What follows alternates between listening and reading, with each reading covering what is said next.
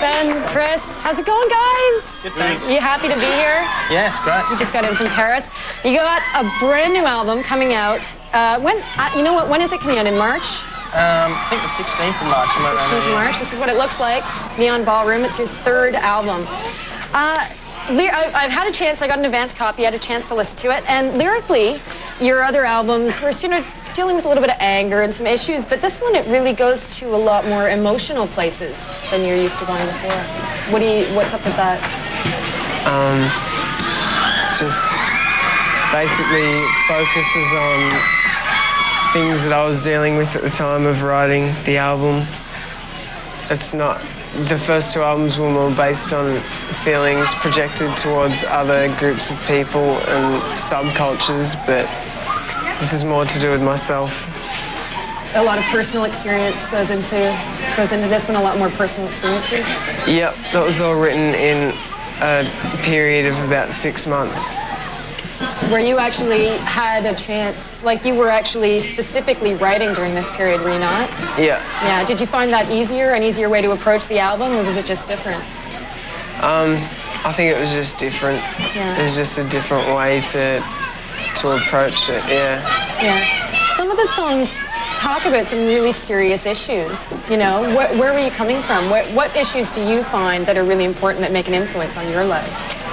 I think it's just important to, with songs and poetry or any art form, it's just important to express yourself honestly and to not censor yourself.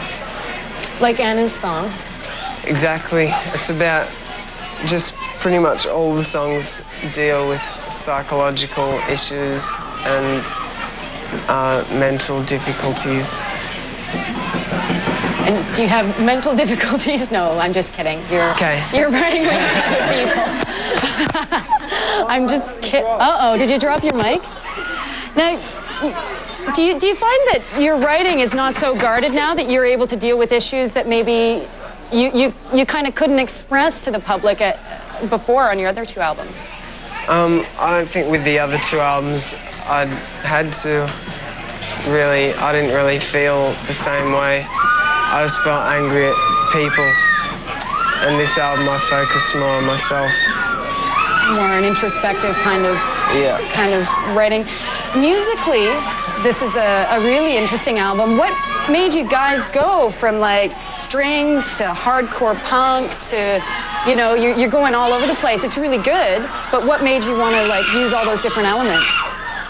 I don't know, I suppose it's just a whole matter of a lot of things of changing and I suppose trying to do something different other than just a standard old rock thing like Frog Stomp and Freak Show were, so, yeah. Right.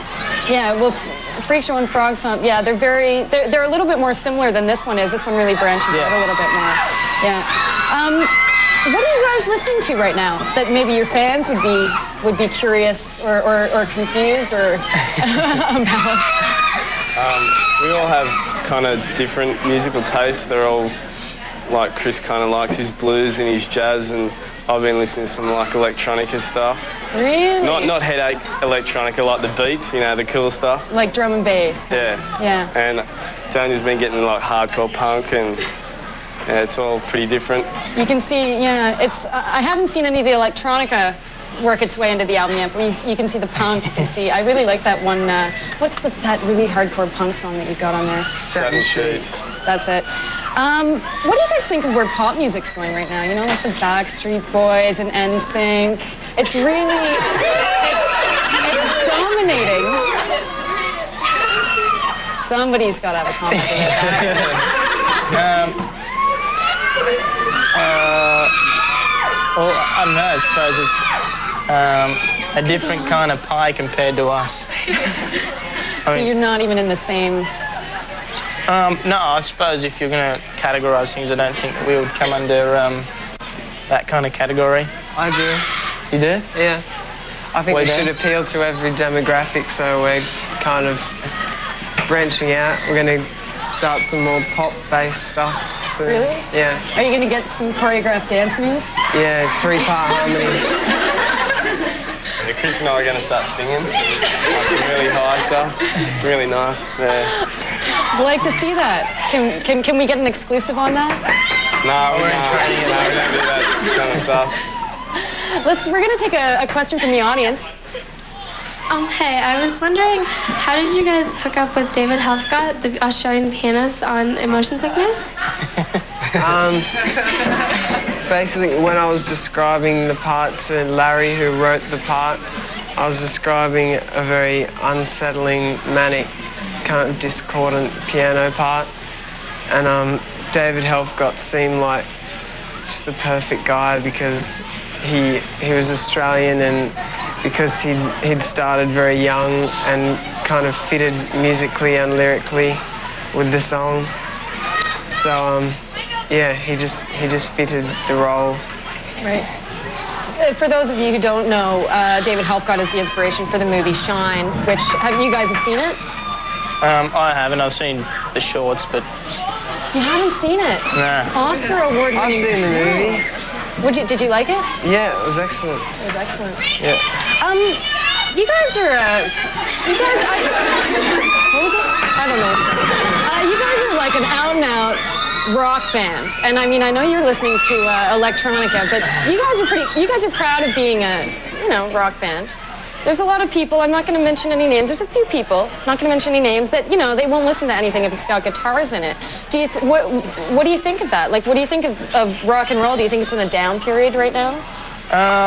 Yeah, I think it was in a bit of a slump maybe a year ago or so, but I think it's on its way back. It's because of this. Yeah, Kiss. Because of the reunion tours, eh? Yeah. It's all about that. Do you think it's going to crawl its way back out of the trenches? Yeah, it's coming. It's coming. It's on its way. Semi-glam, I think. Semi-glam's kind of come back in. Not like the full-on 80s, like the mullets and stuff. But yeah, semi, like a few sparkles here and there. Yeah. Is that a good thing? I guess for the live shows, yeah, because, a few more pyros. You guys going to get some pyro? Do you guys have? Not pyros, I don't think. Come on. Okay, well, you got a brand new video. We just got it in. It's like slipped into the tape machine right now. I haven't even had a chance to look at it. It's called Anthem for the Year 2000. What inspired this song? Lyrically, it's based on youth rebellion against a political party in Australia who are trying to impose restrictions on young people and trying to prevent young people from being on the streets past certain times at night, things like that. And it's just basically sticking up for young people's rights. And musically, we just wanted to have a stadium rock song, just a big, grand rock production. It's good. You gonna write a rock opera next? Yep. Yep, good. Yep. Looking forward to it. Dance moves, rock opera. Why don't we go take a look at the brand new video? Is there anything you want to explain about the video before we go look at it? What the sort of themes are? The room that we're kind of playing in is like a old warehouse that was just old machines in about the 1930s for making trains and stuff. And the riot scene was kind of made with people that we invited from anywhere in Australia and to come and take part in our video. No, it wasn't. It was a real riot, Chris. Sorry. Oh, it was a real riot? It wasn't a staged riot, it was a real riot. Kind of like what we got outside, there's almost a riot out there. Okay, well, why don't we go take a look at it? We're going to be back after we see Anthem for the Year 2000, brand new Silverchair. On Much. Go with the flow.